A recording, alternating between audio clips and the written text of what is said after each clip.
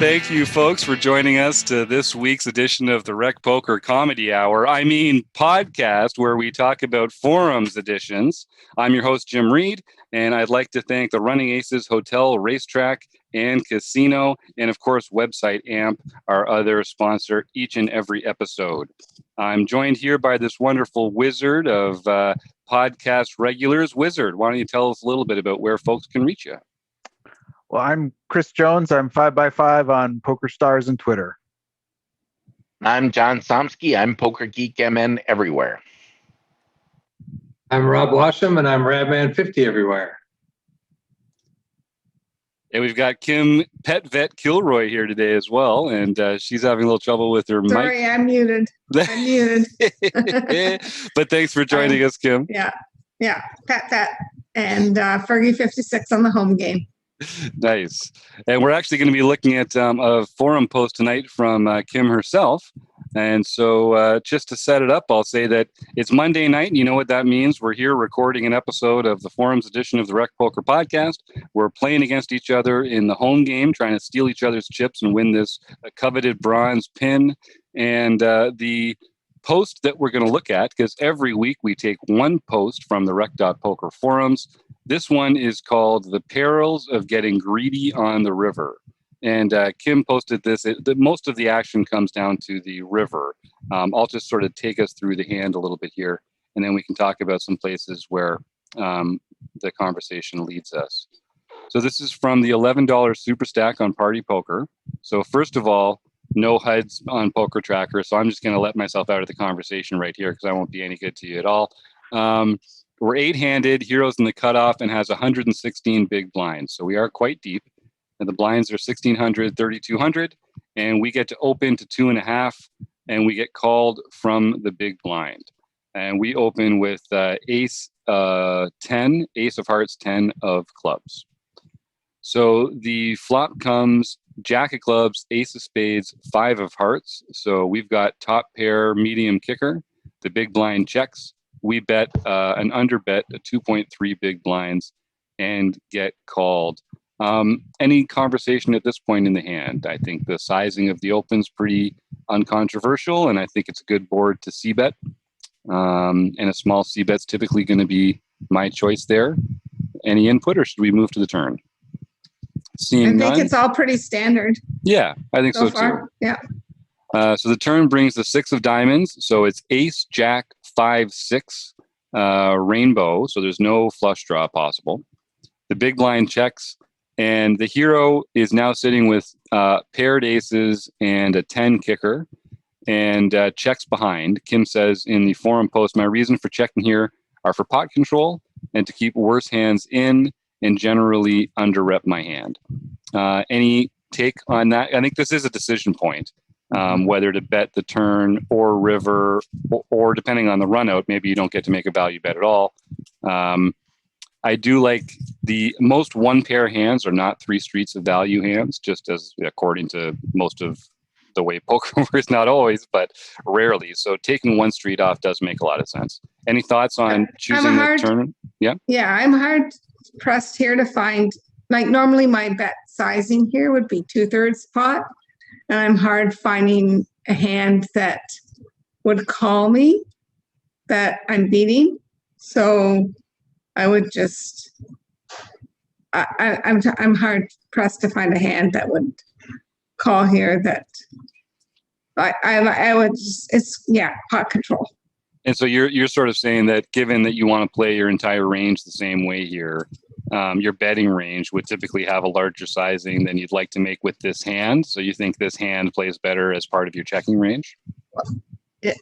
Well, I find that I would have a hard time getting called by hands that I'm beating. So I think I'm folding out all hands that I'm beating, and I want to get called by them on the river. So that's why. Yep. All right, and it does go check, check, and the river brings the 10 of diamonds. So this is an interesting spot because we have rivered 2 pair, first and third. So normally this is just a great position for us. It gives our opponents another chance to pair up and make some hands that are worse than ours. what happens though is the big blind leads for 27,000 chips, or about 8.7 big blinds. And at this point, what size is the pot? The pot's 35,000. And so they lead for about, pretty big, almost 9 into 11 big blinds. Yeah. Good size bet, 3/4 pot at least. So sometimes we talk about what would we have done first, but in this case, Kim, you elect for a 2-bet here. You raise up, not that big, but you raised 18.5 big blinds. And what is the plan here when this comes up? Before that, what are you thinking when they lead into you? Let's talk about that at first. Because it's non-conventional. Usually these river leads, they don't happen that often. Does it make us think anything about their range when they take that action? well, I think with my check on the turn, that they could be trying to steal this pot.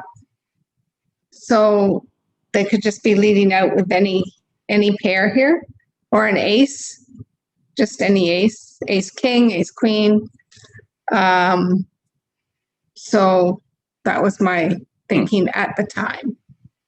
And we did intentionally under-rep the turn to elicit some of those bluffs, right? Yes. Or to make it more likely that they would Yes. bluff, or more likely that they would Yes. call our value bet on Right. the river. Right. So then what made you decide to go for the raise there instead? So my thinking at the time is raise and get called by ace king, ace queen, ace jack. Hmm. So Yeah, but wouldn't those hands have 3-bet you or pre-flop? other 2-pair, or another 2-pair, or a lower 2-pair to get called by. Yeah, I was thinking, what if the guy was sitting there with Jack 10, Mm-hmm. and that's what he He wouldn't have raised me pre-flop. Yeah, So he just wouldn't have called. He raised me called. pre-flop. He called Yeah. pre-flop. Yeah, so He called he could have pre-flop. Jack 10 there. Yeah. So Yeah. Jack 10 would be a hand that he wouldn't have raised pre-flop. He could show up to the river with. Yeah. He could. Yeah. So that's a Yeah. value target of yours then when you Yeah. make that raise. That's Yeah. a worst 2-pair. Yeah. So basically, you're losing to any sets, which you probably would have heard from potentially Probably on the would've. turn. Yeah. On the Yeah. turn. Yeah. And you're losing to ace jack, and you're losing to king queen, right? Mm-hmm. Yeah, good point. If they'd have come along like that. Well, king queen would have definitely called the small flop bet, right? Mhm. I would with king queen, Yeah. and then get a free look at the river. Right. Well, it doesn't, it really comes down to the fact that they go all in, and then I can't put them on a hand that I'm beating with my 2-pair. Right. So you end up making the fold there. That's right, Kim? Facing Yes. the check shove Yeah. from the bet 3-bet.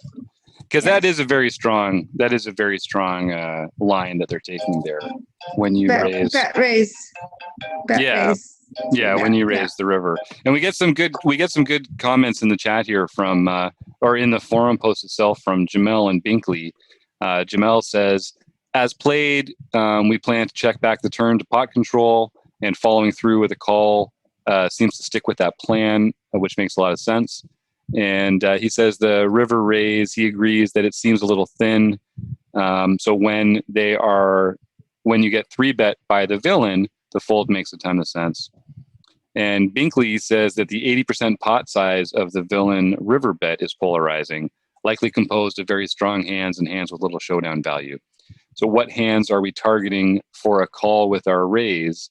And put some other examples down here of some of those 2-pair hands, or 1-pair hand plus draws.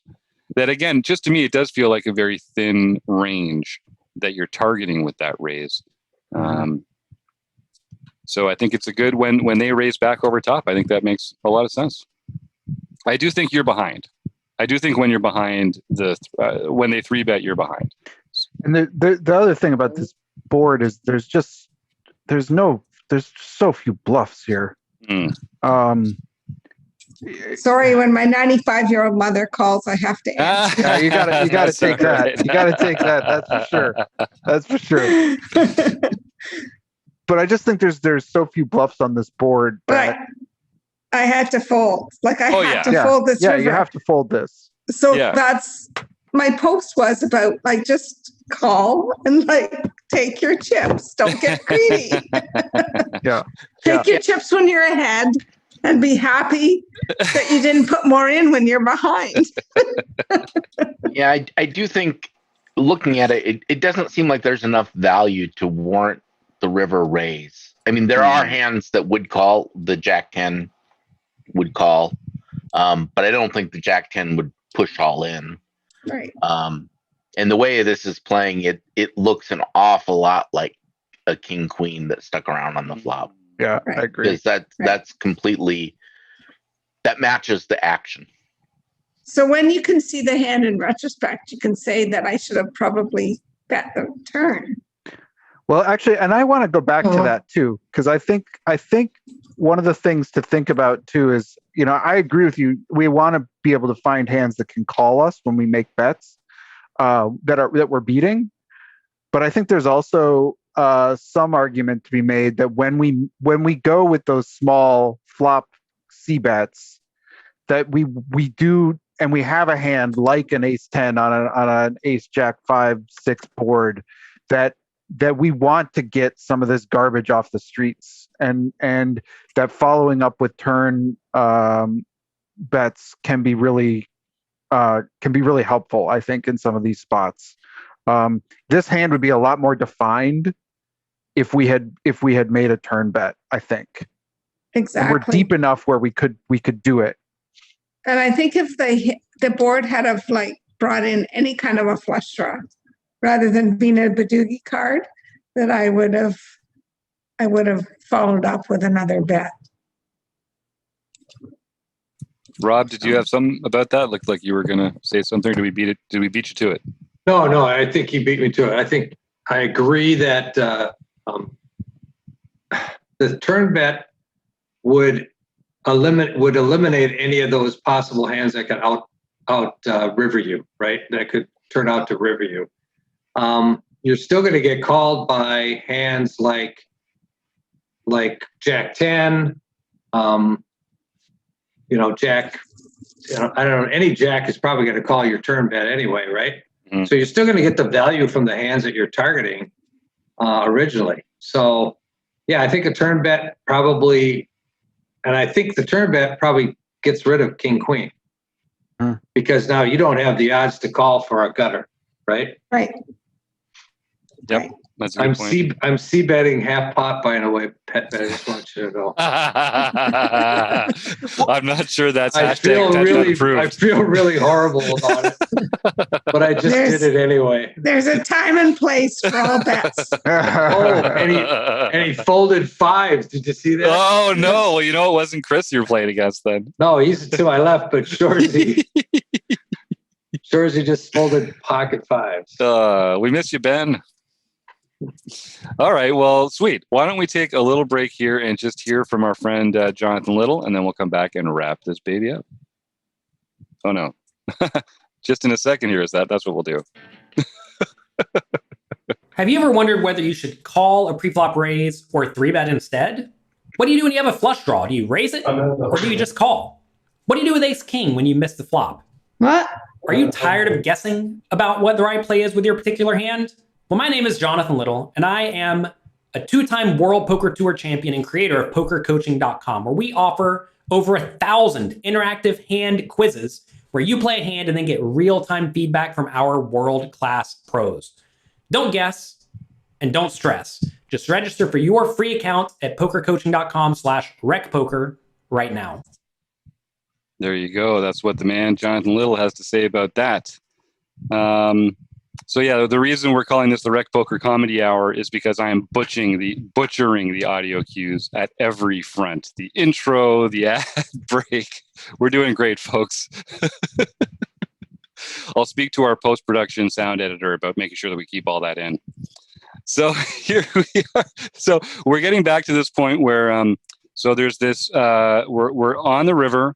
We're facing a large bet from our opponent, and the nuts have changed on the river. So that's an interesting point as well. I think I'm always advocating for more 2-bets on later streets, and so I like raises on the turn in the river because they don't happen enough in the games that we play. But I think the one thing that Chris is getting at earlier is that, you know, we only want to make bets and raises that can get called by worse. And I think when you're raising in the river, you want to have a clear value target for enough hands in their range that make it a better play than just calling and locking up the equity that you've got against all their other hands, especially in these polarized spots where they make a polarizing bet. Raising into them kind of allows them to gain the benefit of that polarization in a way, because they get to just fold the stuff that's behind and continue with the stuff that's ahead. So I like the theory of the finding that 2-bet on the river, and your hand has improved.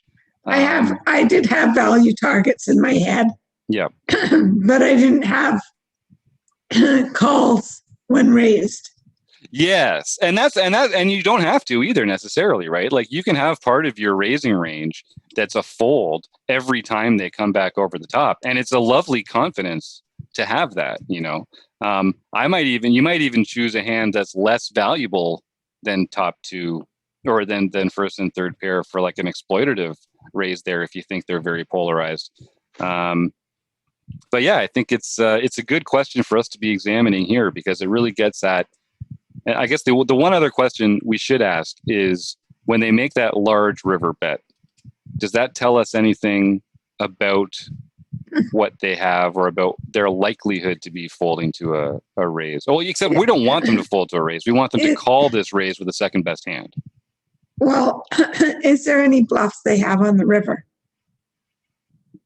Not a lot of natural ones. It doesn't. I don't think so. Mm-hmm. And are any of the bluffs, are any of their hands worse than ours? Right. Right. No, So that's the nuts and bolts of it right there, isn't it? Yeah, hands that would go all in at that point. Does Jack 10 do that? Thinking, okay, she's got ace king. I'm just gonna blow her off that hand.